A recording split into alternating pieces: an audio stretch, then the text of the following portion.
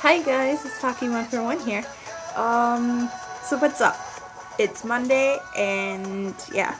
Okay, so I'm not doing a music video reaction to carry on at the moment, but I am going to talk to you guys really quick about this really cool guy on YouTube called King Zodi 16.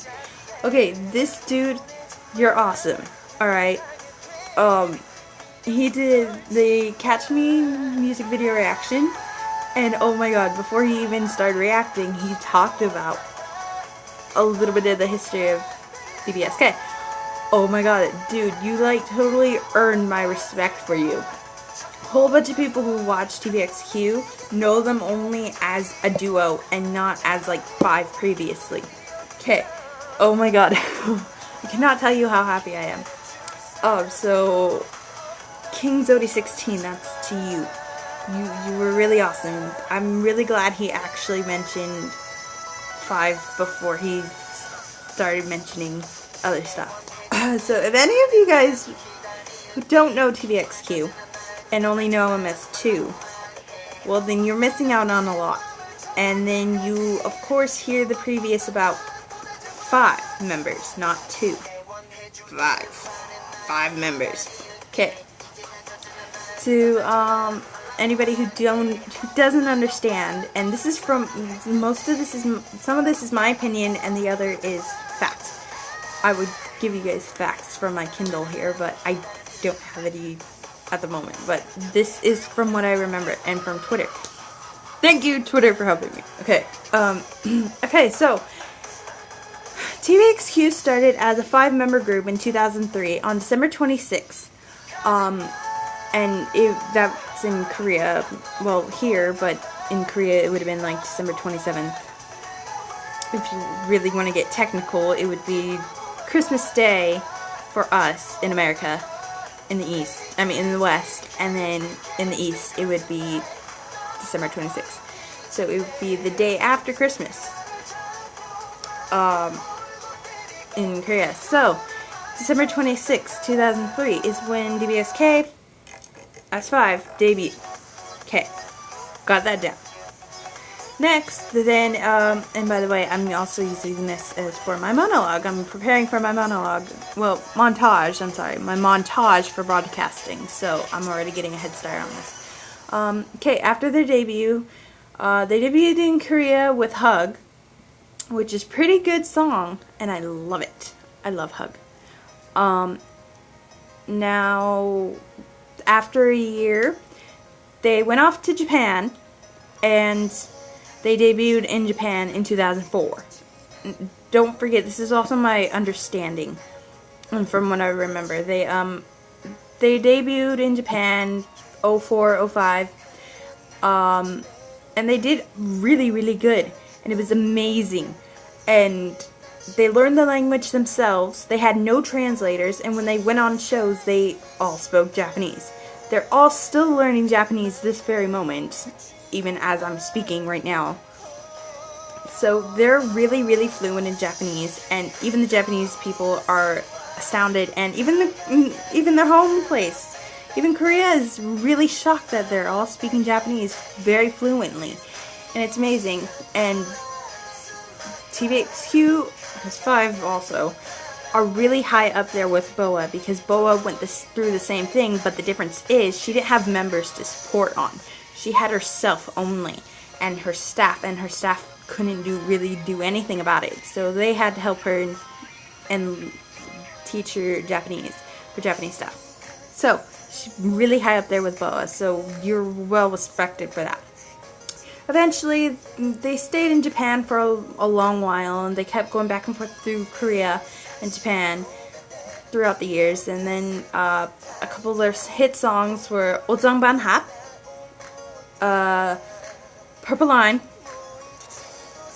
and let's see, I think it was also another hit chart single song. I can't remember at the moment.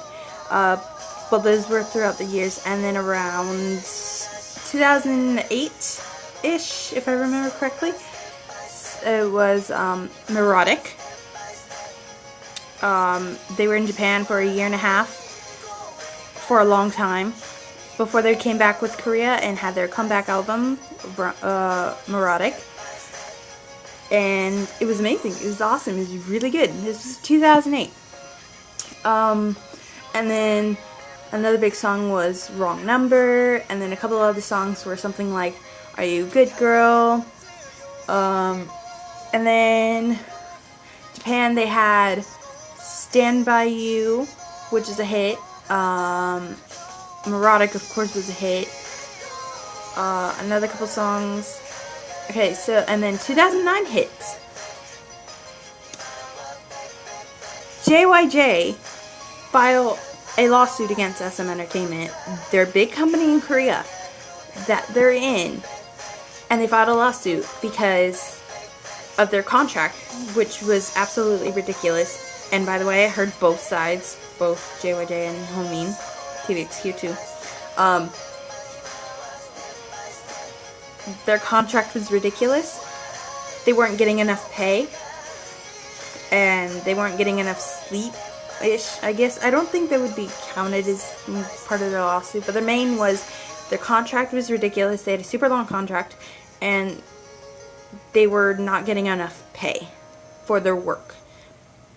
From what I remember, from what I heard / remember, their album Melodic, if they sold I think it was like around 30,000 albums, then they should have a lot of money, right? Well, something happened, and then SM Entertainment totally backed off, and they're like, no, you're not going to get enough of this money.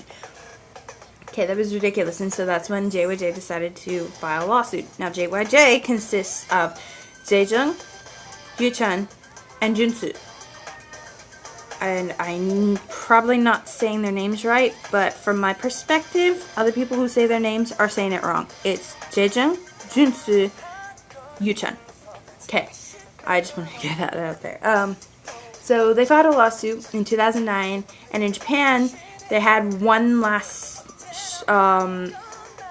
stage, and they sang Stand By You one last time as a five-member group, and they were sad, and it was pretty obvious. In their interview, you could tell that the air was really stifling, and the interviewer, I can't remember her name, but she was interviewing them for a show, and Yuchun, you could really tell Yuchun was sad and depressed, and he tried to be happy, and he was happy a couple of instances, but everyone had to pretend that nothing in the world was wrong, and that they were just tired, they were hungry, or something. I don't even know.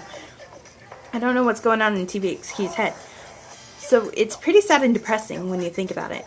And now, that was their last stage in Japan. They said, we'll come back as soon as we can. And, well, that's when they both had their hiatus. Now, hiatus is based, if you don't know what it is, just in case, I'm just saying. Hiatus is basically a break from something, and then you get back into it. Well, that's my definition of it. If you have the real definition, it's great. Then, in 2010, JYJ made a comeback with a new album / new entertainment company that they're in. Their new company is called CJS Entertainment. Okay, now CJS is new, and they took in JYJ, and JYJ is like, hey, we have our freedom now. We're gonna be good. Okay, so then they have their first album called The Beginning, which is an English album which is set for the Western area, for North America, and any other English-speaking countries. So it was all based for that. So, and they sold out immediately. And I know from experience, because I was supposed to get a JYJ The Beginning album here in America by Barnes & Nobles, and I went online and I bought it. And then they're like, a couple days later, they're like, oh, well, we ran out, so you're going to have to reorder when we stock up on it. And they never did, and I have not got my money back or got my album. So, forget you, Barnes & Nobles. Thanks a lot. Anyway, this video is getting long, so I need to keep going. Okay, so The Beginning album, great hit. The music video then came out. That video was horrible, okay? They had Kanye West in it. The other guys were fine. Malik Yusuf was fine. But Kanye West, everyone in Cassiopeia was totally against it. They're like, Kanye West totally screwed up the whole song. But the song itself was amazing and fantastic. The music video had horrible graphics. I can't believe American standards totally went down for JYJ, because that was awful graphics and horrible editing skills. America, what the hell did you just do to JYJ? You just totally killed it. Okay, so then after that, 2011 hits, and Domlang Sinki, TVXQ 2, HoMin, Yunho, and Changmin came out with a comeback with Way, Keep Your Head Down. Now, that was totally controversial. That was amazing. Everyone loved it. The only thing that people complained about the music video was those ridiculous, colorful, carpet, furry outfits. Okay, in my opinion, only TVXQ can pull those off. Anyone in TVXQ can pull off a freaking ridiculous outfit like that. It's still hideous, though. I agree. And JYJ at the moment were making an album, I'm assuming, and doing solo stuff, like, for example, Junsu doing a Kim Junsu musical for Mozart, who Cassiopeia calls Shiazart, which was amazing. I have the DVD right now. I would turn around and get it, but I don't want to because I don't want to take any more time. And a whole bunch of other stuff, yeah. And it was amazing. And so Y came out, Athena came out, which is the OST for Athena, which Siwon stars in, and I think it was Yunho. And apparently Yunho was in Gong musical. I don't know when that was. I'm getting my timelines getting mixed up. So onwards. Then later in 2011, JYJ brought out music essay, something like that. I can't remember at the moment. And it was really good, and it was about their hardships and what's been going on lately. It's their feelings, basically. Yeah, and so then 2012 hits. Yay, 2012. Man, a lot of stuff has happened. I can't even think about it right now. JYJ hasn't come out with anything yet. So, but TVXQ in late 2011, early 2012, they came out with Tone in Japan. With the Japanese album. That's controversial. It's a hit. It's amazing. It's awesome. It's the same thing with, like, Keep Your Head Down album. Changmin was in Paradise Ranch around that time. I'm still in the middle of trying to watch that, but my computer broke, so I can't access it right now. Yeah, Jaejung was in a movie still, which is pretty cool, and a photo book. He was in, what other drama was there? Oh, Protect the Boss. Yu-chan was in Miss Ripley. I still haven't finished. I can't finish it because that woman lead is killing me. Junsu was in The Scent of a Woman. I still haven't finished that either. You know, there's not much has been heard from TVXQ. SM, what is wrong with you? Come on, man. Huge gaps. You gotta stop with the gaps, SM. You're killing me. And then 2012. Yes, still not much, but Yu-chan's supposed to be in another drama. Junsu is supposed to be in something, also drama. Jaejung's supposed to be in Mr. Jackal, something like that, with Song Ji-hyo. Yay! TVXQ is now going to be in another Running Man episode. Yay! I can't wait for it to come out. Twitter people, YouTube people, you need to tell me when that comes out. I can't wait. Yes! And then TVXQ comes out with Catch Me. Okay, now that's where this leads up to. Catch Me, TVXQ. it was amazing. The music video is awesome if you've seen my music video reaction. The dance is amazing. The clothes are amazing. The white clothes I'm still debating on. They're amazing. They look awesome in a white, but those white shorts, I don't know. The song is amazing. I'm glad they have dubstep in there. Only TVXQ. Anybody anybody in TVXQ will be able to. Oh crap. Yeah. Yep. That's about it. I have nothing because this video is getting too goddamn long. So, subscribe, rate, comment, favorite, share, and request.